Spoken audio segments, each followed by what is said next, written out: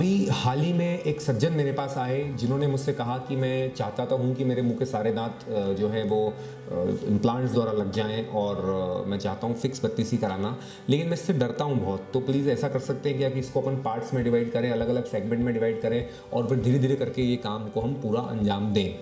तो मेरे जहन में आया कि क्यों ना मैं इस बारे में एक वीडियो बनाऊं, क्योंकि हो सकता है कई लोगों के मन में ये सवाल रहता हो जिससे कि उन्हें एक अवेयरनेस मिल सके, एजुकेशन मिल सके इसके बारे में।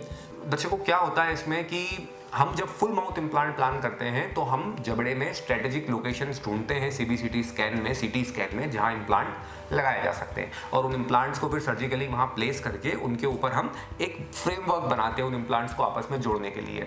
तो ये फ्रेमवर्क को हम इम्प्लांट पे फिट करते हैं और इस फ्रेमवर्क के ऊपर फिर हम उसको फाइनल टीथ का शेप देते हैं और सिरेमिक कोट किया जाता है। या फुल सिरेमिक, फुल जिरकोनिया बनाना हो तो ये फ्रेमवर्क भी जिरकोनिया का ही बनता है, पर हाँ एक कोपिंग या फ्रेमवर्क जिसे कहते हैं वो अंदर बनता है और इम्प्लांट से वो जुड़ता है।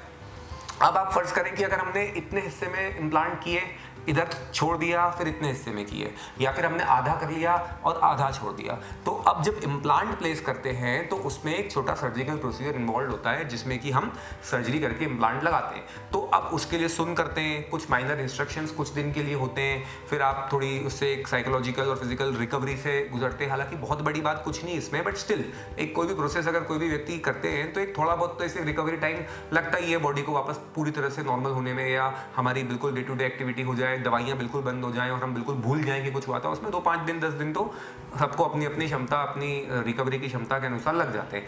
अब ये चीज़ से आप गुजरते हैं, कुछ इंस्ट्रक्शंस होते हैं और दवाई होती है, सब बातें होती हैं। कुछ लोग चाहते हैं कि भाई हम रेस्ट लें, इस दौरान हम ऑफिस से अपने काम से छुट्टी ले लें। हालांकि बहुत ज़रूरत नहीं है ऐसी, बट सबकी अपनी अपनी इसमें सोच होती है।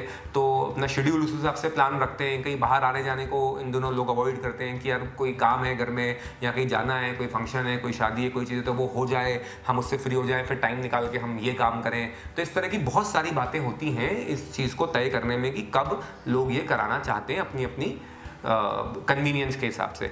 तो ये चीज़ें अगर आप अलग अलग सर्जरी करते हैं तो आपको बार बार करना पड़ेंगी, जबकि अगर आप एक ही बार में सारा काम करते हैं तो आपको एक ही बार इस चीज़ से गुजरना है। जिस भी इम्प्लांट सेंटर पे रेगुलरली इम्प्लांट होते हैं और जो डॉक्टर्स इम्प्लांट में अच्छी तरह से ट्रेंड हैं, जिनका एक्सपर्टाइज है, स्किल है और जिनका ये रेगुलर काम है, वो ऐसा कोई भी डॉक्टर ये सारे इम्प्लांट्स बड़ी आसानी से एक बार में कर देंगे और अवश्य करना चाहेंगे, क्योंकि इससे पेशेंट की सुविधा बढ़ जाती है। बजाय कि टुकड़ों टुकड़ों में करने के अगर इस काम को एक बार में किया जाता है तो ज़्यादा आसानी रहती है पेशेंट के लिए। देखिए, अगर आपने यहाँ सुन कराया है और आप काम करा रहे हैं तो 2 घंटे की जगह अगर 3 घंटे काम हो जाएगा, या 1.5 घंटे की जगह अगर 2.5 घंटे काम हो जाएगा, तो उससे आपको फर्क नहीं पड़ेगा। ज़्यादा परेशान आप तब होंगे जब ये बार बार किया जाएगा। बार बार आपको इंजेक्शन लगवाने हैं, बार बार डॉक्टर के यहाँ तक जाना है, फिर आपको एक दवाई का कोर्स एंटीबायोटिक पेन किलर का लेना है, कुछ बर्फ की सिकाई वगैरह अगर करने का बोला जाता है तो वो करना है, 1-2 दिन नरम खाना खाना, ये जो पूरी चीज़ें हैं जो इस प्रोसीजर के बाद होती हैं वो बार बार करनी पड़ेंगी। इसके बजाय वो एक बार में हो जाए। बस आप अपने डॉक्टर का चुनाव इस तरह से करें जो ये पूरा काम एक बार में कर सकते हो, और कोई भी अच्छे इम्प्लांटोलॉजिस्ट ये काम एक बार में 100% कर सकते हैं।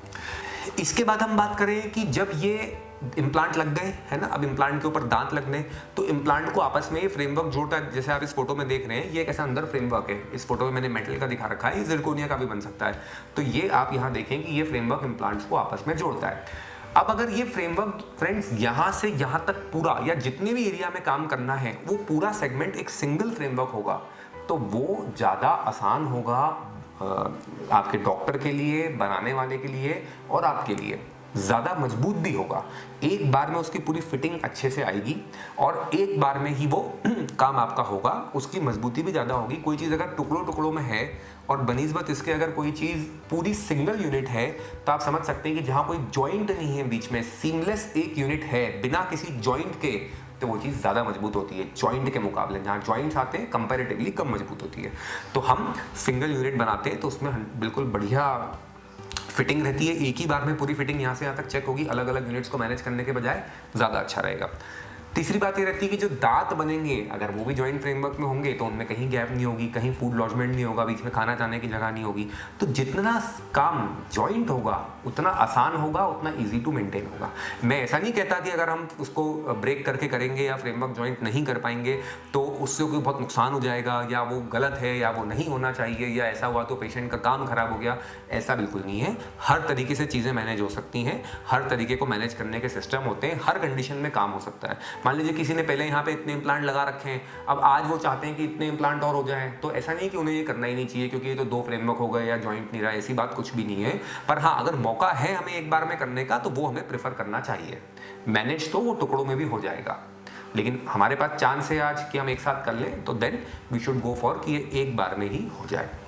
तो मैंने आपको ये समझाया कि अगर इसको टुकड़ों में करने के बजाय एक बार में करेंगे तो सर्जिकल रिकवरी आसान होगी। आपको जो साइकोलॉजिकल माइंड मेक करके ये काम कराना है वो एक ही बार करना है, दवाई वगैरह एक ही बार लेना है। आपके जो चक्कर लगेंगे डॉक्टर के क्लिनिक पे विजिट्स वो बहुत कम लगेंगी बजाय बार बार जाने के, है ना।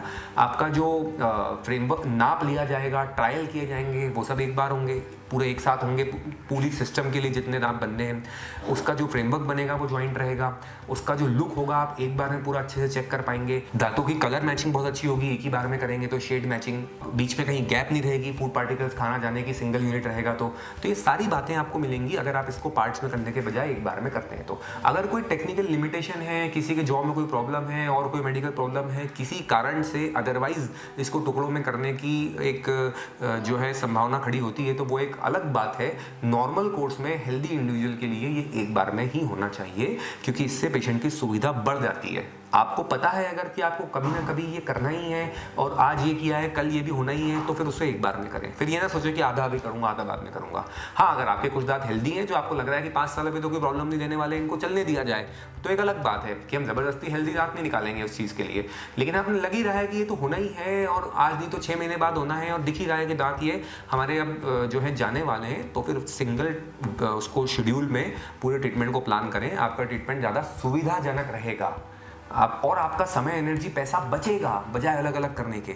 जैसे मैं अगर आजकल जो आधुनिक हमारी पद्धति है जैसे ऑल ऑन 4 ट्रीटमेंट कहते हैं, जिसमें हम 4 इम्प्लांट के ऊपर पूरी 32 टिका देते हैं, बना देते हैं, तो आप ये समझें कि 4 ही इम्प्लांट पे आपका पूरा एक जबड़े का काम हो गया। अब अगर मैं इतना काम करता हूं तो मान लीजिए 3 इम्प्लांट यहाँ लग गए, इतना करता हूं तो 3 यहाँ लग गए, तो टुकड़ों में करने से नंबर ऑफ इम्प्लांट भी ज़्यादा लगते हैं और समय, एनर्जी, पैसा उसमें ज़्यादा लगता है। सिंगल शेड्यूल में करने से, एक ही बार में करने से समय, एनर्जी, पैसा, दर्द, सारे ही जो पैरामीटर्स हैं वो उनकी उपयोगिता हमारे फेवर में होती है और हम उसका बेहतर उपयोग कर पाते हैं। तो मैं उम्मीद करता हूं कि मैं आपको ये समझा पाया कि फुल माउथ इम्प्लांट को टुकड़ों में प्लान करना ज़्यादा अच्छा है या फिर एक बार में प्लान करना ज़्यादा अच्छा है। अगर इससे जुड़ी और भी कोई बात आपके जहन में है तो बेशक आप इन नंबर्स पे कांटेक्ट कर सकते हैं। हमें इसके बारे में आपको और अधिक पता करके अच्छा लगेगा। धन्यवाद।